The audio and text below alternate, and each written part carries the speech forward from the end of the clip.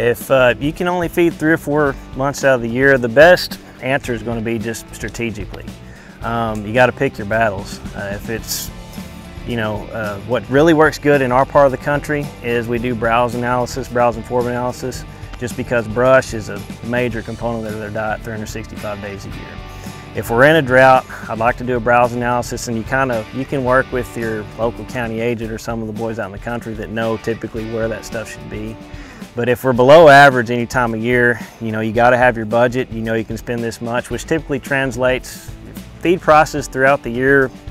We've been on a roller coaster ride with commodities here recently, but they'll typically stay fairly flat from one year to the next.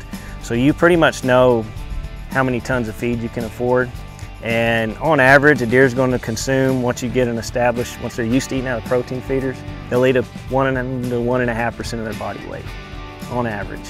And that's if they're really hammering the feed. So that'll kind of give you an idea as far as how long you can feed into certain times of the year. But April and May are always the 2 most important months if we're concerned with antler growth, which I don't know anybody that's going to be feeding deer isn't.